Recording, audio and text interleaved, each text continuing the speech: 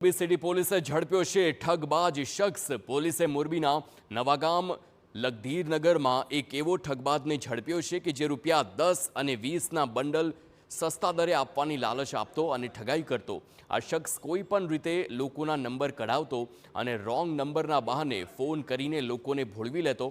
જ્યારે કોઈ વ્યક્તિ તેમની વાતોમાં આવી જતો એ પછી આંગળીયા મારફતે સુરત કે અમદાવાદમાં રૂપિયા મંગાવતો, એ પછી લોકોના રૂપિયા લઈને ફરાર થઈ જતો હતો।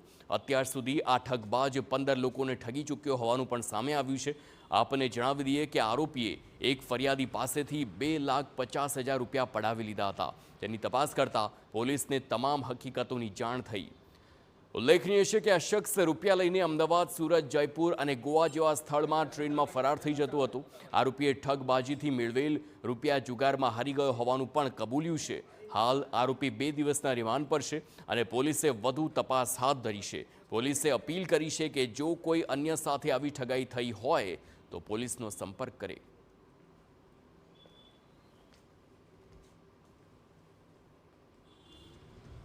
આની અલગ અલગ વ્યક્તિઓને ફોન કરી 10 ને 20ની નોટો લાલચ આપી અને આંગળીઓ કરાવી એવા પણ ઘણા બધા બનાવ બનેલા છે। તો આના મીડિયાના માધ્યમથી પણ જે કોઈ સાથે આવું ચીટિંગ થયું એ બાબતે તો એ ડિવિઝન પોલીસનો સંપર્ક કરી અને આ બાબતે તેઓ જાણ કરી શકે છે। ગુનાહિત કેટલા એના ગુના છે, બીજી શું એ કામ કરી રહ્યો છે, કેટલા લોકોએ ચીટિંગ કરેલું છે, એ બાબત પણ ઊંડાણપૂર્વક તપાસ